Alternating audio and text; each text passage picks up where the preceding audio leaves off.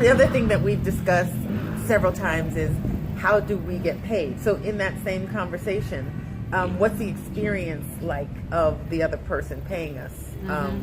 What's our experience asking for money?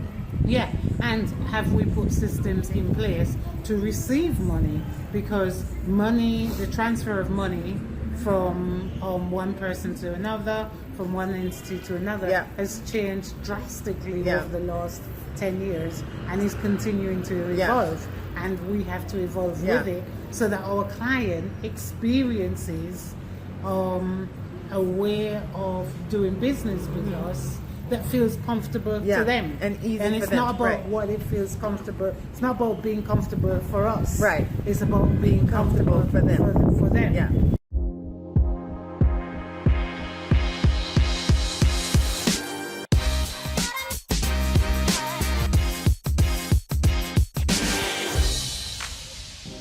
Hi everybody. Welcome back to the channel and welcome back to the conversation with Marie. This, however, one second. It's a all sloppy. No, you look beautiful. This is a new conversation because I'm going to post the other conversation that we had. But before you leave, because you're going back to the UK in a few minutes. No, don't leave me. But before you do leave, you sound excited to be leaving me. I'm just like, it's just the part of the process, when you get to a certain point and you know you have to go. Yeah. You just have to go. And it's better to do it well than do it reluctantly and not do it well. Yeah. I'm gonna need your consoling me channel. So feel free to send me messages and candies. All right, so we have a couple minutes and when I was reviewing the footage that I'm going to be posting later, I realized we didn't actually get to have the conversation that I wanted to have. And we only have a few minutes right now. But you and I, over the years, have been on this entrepreneurial journey together. Yes, we have. And you started before I did. And you actually kind of pulled me in, which I owe you that. Thank you. You're welcome. But we've had so many rich conversations about the journey. Right. And so that's just what I wanted people to kind of hear a little bit about, just kind of peek into what those conversations have been about. For example, the other day you were by the house and we were talking about getting in front of camera. Mm-hmm. And as social workers, most of the time we're behind the scene. We don't want to. We don't want to talk. And you were talking about how important that process, just that mindset is, that being in front of the camera is as important as being behind the camera. And well, I think there's two things. Yeah. There is the social worker practitioner with skills that they've gone to school to learn in relation to working with people. Mm-hmm. However, when you become an entrepreneur in this field, you not only have to work with people, you have to work with business. You have to understand that you're in the business of providing services that uses your skill set that comes from the behavioral sciences. So then you realize that there are some things that you have to do that do not necessarily come naturally with the role of therapist or the role of social worker. Often the work that we do in that area of our lives is very private. Mm-hmm. We learn to hold confidentiality dearly. Mm-hmm. We learn to be led by our clients, and we're hosting and guiding and supporting and advocating, and all of those roles somewhat allow us to hold people while they make a journey of recovery, or they make a journey of wellness, or in terms of justice, whatever it is that we're supporting our clients to do. We are usually in the background holding things together. But when you start to do this as your business, and you're required to deal with customers, you're required to make streams of income and engage with actually the making of income generally. You have to get out there and do what needs to be done. Right. And so that at times means that you're going to have to be at the front of the room speaking. You're going to have to be with your colleagues directing how it goes, because generally our colleagues do not have an understanding of the business aspect, Right. unless they're in business in another arena that's outside of social work or outside of the behavioral sciences. So you have to be prepared to lead, you have to be prepared to speak, you have to be prepared to strategize and command the room. And that's what I find, that's where that conversation, I think for me, was coming from. Because there are times when, even in the entrepreneurial journey, you have times, depending on what you do, where you're going to stop and write, for example. Right. For the last 2-3 years, I've been writing up my work that I've done over the last 10 years. That allows you to rest back a little bit in your familiar role of being behind the scenes and writing. But you always have to remember, you have to make that transition when it comes to business, because you need to be out there moving that along, moving that forward. And on that note, because I know there are people who watch my channel who are not necessarily social workers. Shout out to you, Georgette. Hi. And on that note, just in terms of needing to be nimble in the entrepreneurial space, whether it's for social workers or others, we've had the conversation about the additional skills that we've needed to learn. So, like, we know an editing software called Canva. And before Canva, I think it was not MailChimp, although we know MailChimp, which is an email platform. What's the one with the monkey? That is MailChimp. No, there's MailChimp, but there's SurveyMonkey. SurveyMonkey, and there's something else. And all of these different platforms that we've needed to learn. And we've had conversations over the years as well. And I remember one in particular where we were talking about, nobody really sees all of that work that goes on behind the scenes. That is study work and learning curve work, and just trying to put the pieces, the entrepreneurial pieces, especially you and I, because we're moving our businesses from face to face to online. That's right. So that's a part of the process as well, and it's as important when we're talking about doing the work, because definitely. One of the things that I've learned over the years in business is that 70% of your time is, if you're spending 70% of your time marketing your work, then that's about the right balance. 70% marketing your work, or your energies from your team should be 70% marketing that work, and 30% actually doing the work. Now that's really a difficult pill for a practitioner to swallow. Although I know when my colleagues, when they're in their substantive course, they're having to plow through a lot of paperwork, and do a lot of administration and attend meetings that doesn't actually feel like the work. But this is an additional thing that doesn't feel like the work. So you have to have a fine balance in terms of that. And as it pertains to doing work across the global borders, I want to say we use the term international work, but for me, international feels truer when you're working in many different arenas, or you're preparing to work in many different arenas. Like?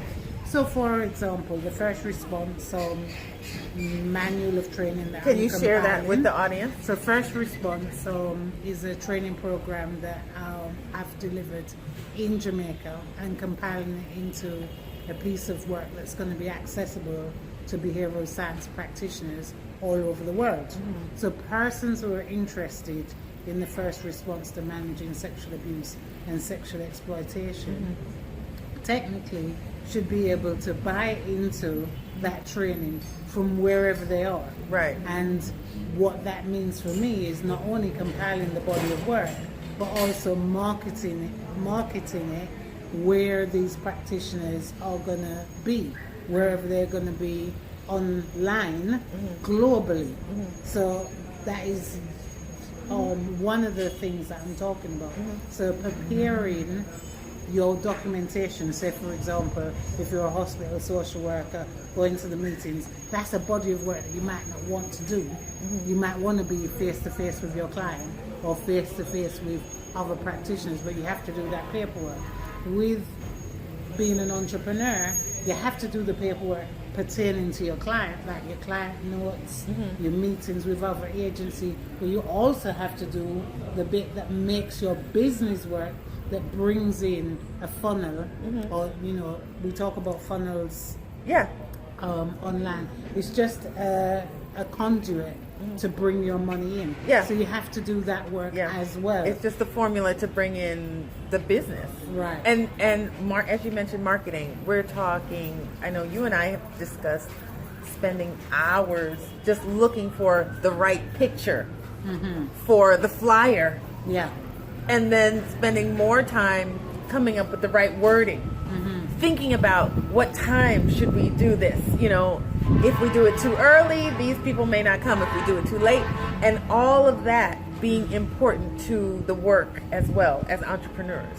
Definitely. Because it allows us, so we would have done yes, you would have gone to school or, become an expert in your arena.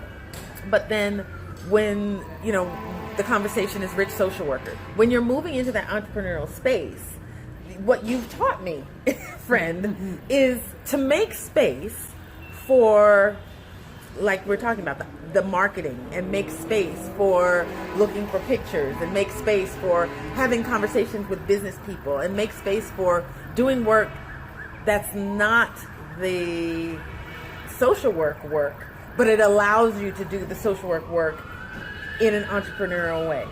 Absolutely. Yeah. Absolutely. So, wow, man, wow. busy today. There may be a fire or something going on. I know we're going to have to end this conversation, but you mentioned I don't know if you mentioned self-care, but something that you said to me just a little while ago triggered that self-care thing. And there's two things I really want to talk about quickly is space, in terms of, and again, these are things that we've talked about over the years in terms of making or being aware that the space in which we practice, so it's prepared, and it's prepared for us, and it's also prepared for the client, right? And we're talking maybe clinical, but the client doesn't necessarily have to be a one-on-one person. The client could be an organization that we're courting or whatever. Yeah. But you've taught me a lot about just being conscientious about what's the experience of that person as they come in. And so let's talk just a little bit about why that's important to think about the experience of that potential client. Whether you have to, it's best for you to be thinking about not only the service you're delivering, providing, but to get around the other side of the table and feel what that experience that you're offering actually feels like. So, when somebody's coming to, I do individual therapeutic work. So when somebody's coming to me, I'm thinking, okay. In fact, I'm thinking from the time they come out of Harwich to Mandeville, if they're not driving and they get into Mandeville Central Park, nearly everybody can tell them. If they ask for the Rasta lady who does therapy, nearly all the taxi drivers can direct them directly to my house. I mean, that is when you've been in your business for years. But when you actually get to my home where my therapy room is, when you get out of the car, what's your experience? For me, it's great for my 4 dogs to come running up to me and, be happy to see me, but it's absolutely the opposite for my customers. Right. for my So clients. thinking about you that. need to think about Right. that. You know, coming down the steps, it might be, you know, I might be into the interior of Yeah. the therapy space, the therapy room, but my clients might be turned off by what I have on the stairs, Yeah. and how they feel coming down the stairs. Yeah. Does it feel safe? Does it trigger anything for my clients? Yeah. Those are the things that I'm thinking about. Yeah. When they get into the room, you know, depending on you might come from the traditional place of offering 50 minutes. How does 50 minutes really feel Yeah. if you've traveled 2.5 hours Yeah. to get to the Yeah. place where you're going to Yeah. do work? And so, yeah. so you might have to reconsider Yeah. those things when you're delivering in an entrepreneurial Right. way. You want to give your client satisfaction. Do you think it will feel satisfying for somebody to travel from one parish to another and then do 50 minutes work and don't feel like they've actually got into the heart of the matter that Right. they've come to discuss? Right. What can you do about that? Right. And how can you manage the boundaries of your work, the ethics of your work, Right. within this new context Yes. that is being entrepreneurial? Yeah. Are you giving a good service? Yeah. And again, all of these Are things. you giving an ethical service? And again, all of these things that I think a lot of times we take for granted or we don't even think about. You've helped me to give voice to and create space to think about these things. And I think when you're an entrepreneur, it's really important. And to also think about money. The other thing that we've discussed several times is how do we get paid? So in that same conversation, what's the experience like of the other person paying us? You know, what's our experience asking for money? Yeah, and have we put systems in place to receive money? Because money, the transfer of money from one person to another, from one entity to another, Yeah. has changed drastically Yeah. over the last 10 years and is continuing to Yeah. evolve. And we have to evolve Yeah. with it so that our client experiences a way of doing business with us that feels comfortable Yeah, to them and easy and for it's them, not about right. what it feels comfortable. It's not about being comfortable for us, Right. It's about being comfortable for them. for them. Yeah, and that's something that even as a rich social worker, I've had to work on. Like, oh shoot, wait a minute, I don't have a PayPal link set up, Right. or I don't have like a contract ready, so that when someone is ready to use my services, that I can just send them the information. Exactly. Yeah, so those are things that we thought about. Okay, so last thing, self-care, and making that your business. And where I'm going with this is this. So I know you've had your therapy practice for a while and you've gotten into gardening, but would you say Horticultural therapy. Thank you, exactly. Sorry. Apologies. That's why I stopped, because I was like, wait, that doesn't feel right. I know. Horticultural therapy. Yes. Yeah. And one of the things that I'm a fan of, just for myself, is just personal development, constant personal development. And I don't know if we've actually had if we've articulated the conversation before, but it's occurred to me that on some level we have become even more ourselves by charging or building into our businesses the parts of us that make us so happy, Right. with or without money. Yeah, definitely. Yeah, have we had that conversation? I don't think know. we've had it on. I think we've had the conversation, but I don't know if we've kind of formalized the conversation. Yeah. For others to Yeah. participate in. Yeah. But But I brought that up because you live here in Jamaica. However, you're on a little bit of a break, and you're in the UK for 2 years. Yeah. So you've been back this is your visit here now. You're going to go back to the UK, but since you've been back here, you've spent so much time in the horticulture space. That is your therapeutic environment. yeah.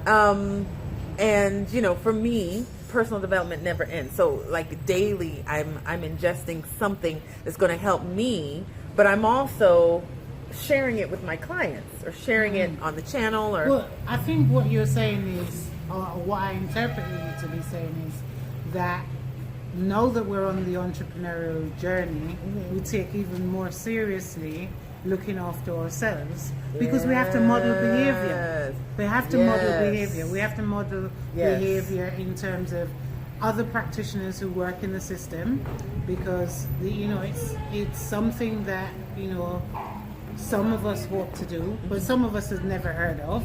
And so traditional practitioners who practice traditionally have to have an understanding of why is it beneficial to do business with this practitioner who seems to not be grounded anywhere, or I'm not quite sure of what is their agency, because most of us work with an agency or work in the government department. So one of the things is that we have to look after all aspects of self. So we have to be able to look after the part that describes to others what it is that we do. We have to be able to partake in our own healing, so people can see that we're well, and that because you don't buy, as my partner says, you don't buy herbal medicines from somebody who looks ill. Right. You don't buy. You don't go to a sick doctor. You don't go to a sick doctor. You don't go to a mental health practitioner if they don't look like they're taking care of both their physical health and their mental health. Or if they're on psychotropic drugs themselves. Right. And also you want to step into that place where you're really using your tools optimally, so that my new word for this year has been flourishing. Yes. So that you're flourishing, that you can see that you're doing the work. Yeah. And that doesn't mean you're always going to be happy. Right. Absolutely not. Yeah. What it means is that what comes up for you in life, you're going to deal with responsibly. You're going to own what you need to get on and deal with and do the hard things. You're going to acknowledge things that you haven't done, that you should have maybe have done, and you're going to get on with the process of doing life well. And I think that is something that our clients can see without you actually using words to communicate. So I think that for me it's very important, and it's very important because choosing this lifestyle, choosing the route of an entrepreneur it's got a high price tag, and we can talk about that high price tag maybe on another occasion. So one of the things from choosing this, I must also be able to have the lifestyle I want. So I must be able to work with the particular client group that I can make the most impact. Work with the colleagues that I have the most alignment with, or work with colleagues who really, really challenge me, that are different from me but add value to my journey, add value to my work. And if they rub me up the wrong way, there's going to be a benefit from it. Sometimes you don't want to work with yes people. You have to make that space to work with somebody dynamic that creates an energy in your working space. For me, choosing to be an entrepreneur also allows me to choose better things for me, and I must exercise that choosing those better things to have the benefits of the life choice. Yep, you're right. Yeah. So I agree. Going to Treasure Beach when I'm here in Jamaica, sitting and watching the sunset, driving myself to other locations where I can just meditate, taking the view, wake up in the morning from 6 or 7 o'clock and deal with my flowers and express my art through painting or card making. Have lengthy conversations with my children who reside in different countries to me. Keep in contact with my students, whether they're here in Jamaica or in Germany or in the UK.